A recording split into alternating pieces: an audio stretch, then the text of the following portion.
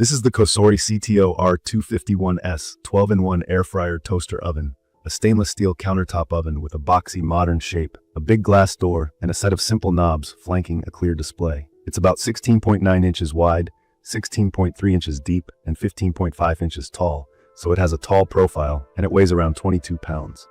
The finish is silver stainless steel, the interior is non-stick, and there's a bright light that makes it easy to see what's happening without opening the door. From my experience, the appeal here is that it consolidates a bunch of jobs. I reach for air fry, bake, toast, broil, roast, dehydrate, and the rotisserie more than anything else. Convection just means there's a fan that circulates hot air to cook more evenly and make food crisp faster. Rotisserie means the meat turns on a spit so fat bastes the surface as it spins, which helps with juicy chicken and crispy skin. Dehydrate runs at very low temps to dry fruit, herbs, or jerky. If you're new to ovens like this, preheat is simply the warm-up phase that gets the oven to the set temperature before you add food. The max temp is 450 degrees Fahrenheit, the minimum is 80 degrees Fahrenheit, and it's a 120 volts 1800 watt unit, so it heats quickly, but also needs its own outlet and a little respect on the electrical side. I don't share the circuit with another big appliance while it's running. Key features I use most are the air fry mode for weeknight vegetables, the rotisserie for a small chicken, the bake mode for sheet pan meals, and dehydrate for apple chips. In my opinion, the 26-quart capacity hits a sweet spot for couples and families.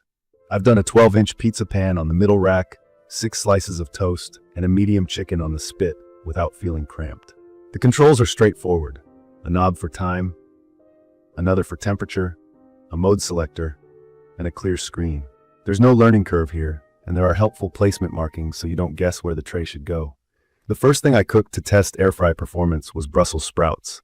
I preheated, tossed them with a touch of oil, and kept them in a single layer in the fry basket. The results were crisp edges and tender centers. Zucchini fries also came out well, as long as I used a light coating and spaced them out. Toast is usable, but not perfect. I still see browning that's a shade deeper in the back. A quick 180-degree turn halfway through fixes that. Roasting a chicken on the rotisserie is where this model shines. Trussing is key. That just means tying the legs and wings close to the body with kitchen twine so the bird spins smoothly and cooks evenly. When I trussed it right and centered the spit, the skin crisped up evenly and the breast stayed juicy. I rely on a thermometer and pull at 165 degrees Fahrenheit in the thickest part of the breast. I found that the cook time was a little faster than I expected compared with a standard oven, so I start checking early. Baking has been solid for me too. Sheet pan dinners get good color, and a simple vanilla sheet cake came out with even rise. There's a tendency for the back to run hotter than the front, so I rotate my pan at the midway point for more even browning.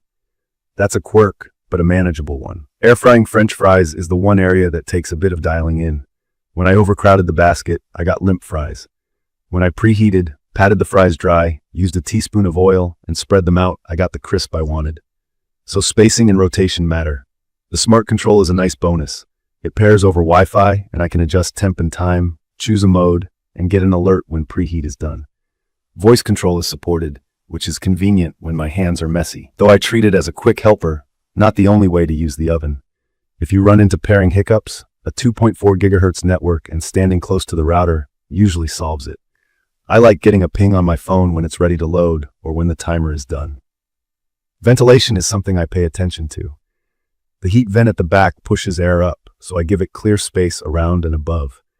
I don't tuck it under a low cabinet while it's on. It's perfect for a spot on the counter with a few inches of breathing room. The unit runs with a steady fan hum, which is normal for a convection oven. The cord is about 3 feet, so placement near an outlet matters.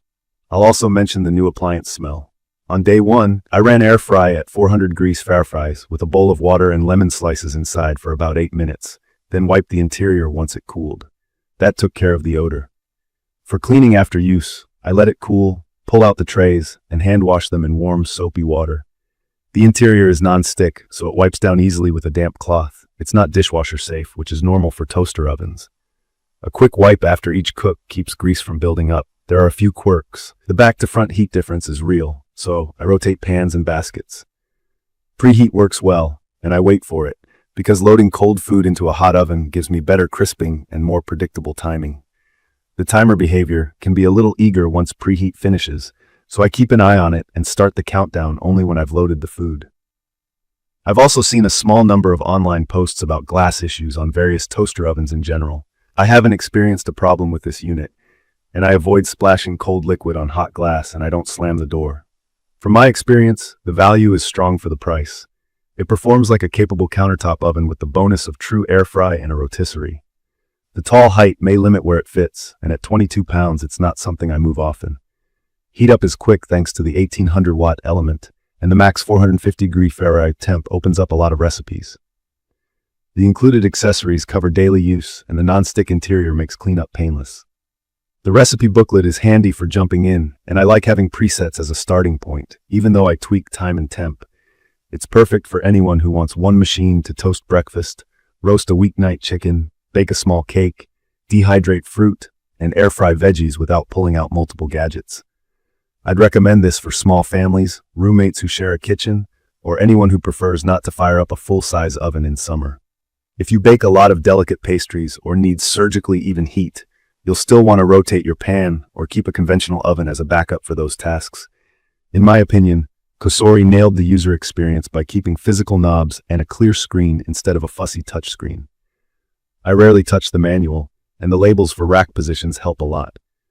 Little things like the interior light and the see-through door make it easy to monitor food. The stainless steel look fits in with most kitchens, and it feels sturdy rather than flimsy. In conclusion, the COSORI CTO-R251S 12-in-1 air fryer toaster oven combo is a versatile, friendly workhorse with a few habits you learn quickly. Preheat it, don't overcrowd, rotate your pan halfway, and give it room to vent. Do that, and you'll get crisp veggies, juicy rotisserie chicken, reliable bakes, and easy cleanup. From my experience, it's a strong pick if you want smart control, real capacity, and multiple cooking styles in one footprint. I'll keep using it for everyday meals, and I don't see it leaving my counter anytime soon. I will post full information about the COSORI CTO-R251S 12-in-1 air fryer toaster oven in the comment section. See you in the following videos.